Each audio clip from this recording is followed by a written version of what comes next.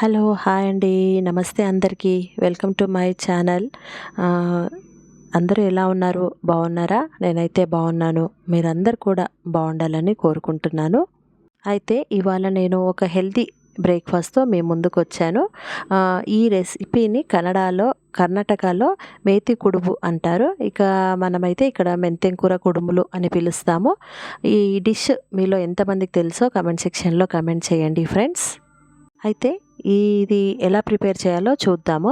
ముందుగా ఒక బౌల్ తీసుకొని కాస్త వాటర్ తీసుకొని అందులో ఒక 2 కప్పుల జొన్న పిండి ప్లస్ ఇంకో కప్పు చిన్న కప్పుతో గోధుమ పిండి ఒక కప్పు వేసి కాస్త ఉప్పు, కాస్త ఆయిల్, కాసిన్ని వాటర్ వేసి మనం ఆ ముద్దననేది బాగా పిసుకుతూ కలిపి ఒక 15-20 మినిట్స్ పక్కన ఉంచుకోవాలి.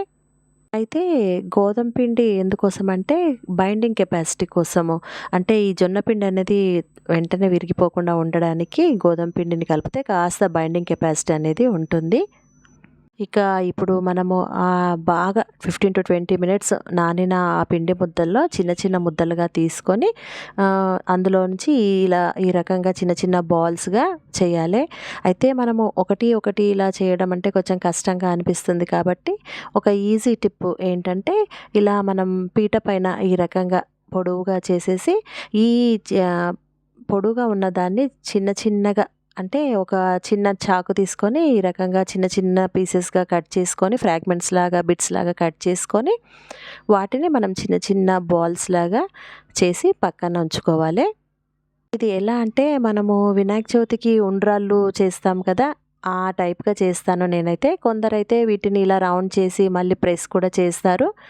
బట్ నాకైతే ఎందుకో ఇలా రౌండ్‌గా బాల్స్‌లా ఉంటేనే మా పిల్లలు ఇష్టపడతారని చెప్పి నేను ఈ రకంగా బాల్స్ లాగా చేస్తాను. ఇక బాల్స్ అనేవి ఒకటి ఒకటి అంటుకోకుండా ఉండడానికి అప్పుడప్పుడు కాస్త కొంచెం బియ్యం పిండి అలా మధ్యలో వేస్తే అవి అనేది కూడా ఒకదానికొకటి అంటుకోకుండా విడివిడిగా ఉంటాయి. మనము ఇవన్నీ కూడా నేనెలా చేస్తానంటే స్టీమ్ బాయిల్ చేస్తాను. అయితే ఆల్రెడీ నేను స్టవ్ పైన కాస్త వాటర్ అయితే పోసి పెట్టేశాను. ఫస్ట్ దాంట్లోనే ఏసి బాయిల్ చేస్తానేమో అనుకోని అందులో ఆయిల్ కూడా వేశాను. కానీ తర్వాత అనిపించింది స్టీమ్ బాయిల్ ఈజ్ బెటర్ అని అనిపించి ఈ రకంగా హోల్స్‌గా ఉండే ఈ బౌల్ తీసుకొని దాంట్లో నేను చేసి పెట్టిన ఈ బాల్స్ అన్నీ కూడా అందులో అరేంజ్ చేసి పెట్టేసుకున్నాను. అయితే ఈ సీజన్‌లో మనకు ఈ మెంతి కూర అనేది ఎక్కువగా దొరుకుతూ ఉంటుంది కదా! కాబట్టి ఈ బాల్స్‌కి మెంతి కూరతో కుడుపులు చేస్తే చాలా బావుంటుంది. అయితే ఈ మెంతెం కూర అనేది ఎంత ఎక్కువగా వేస్తే అంత బావుంటుంది. సో, ఫ్రెష్ బంచెస్‌లా ఉండే ఆ మెంతి కూరని నేను విడివిడిగా ఆకు అన్నీ కూడా తీసి పెట్టేసుకున్నాను.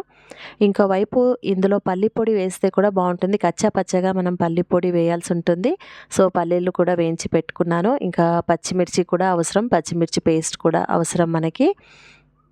ఇంకా అక్కడ బాల్స్ అన్నీ కూడా బాయిల్ కోసము స్టీమ్ బాయిల్ కోసమని ఆ వాటర్ బౌల్ పైన పెట్టేసి ఒక ప్లేట్ అయితే మూసి పెట్టాను.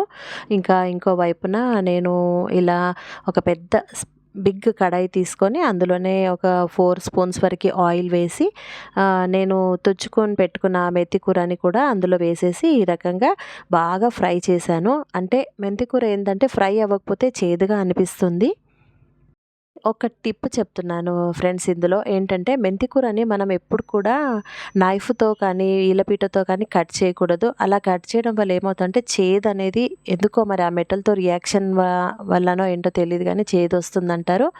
సో, అమ్మ వాళ్ళు అనేవాళ్ళన్నట్టు మెంతి కూరని ఎప్పుడు కూడా చేత్తోనే చిదుమాలి అని.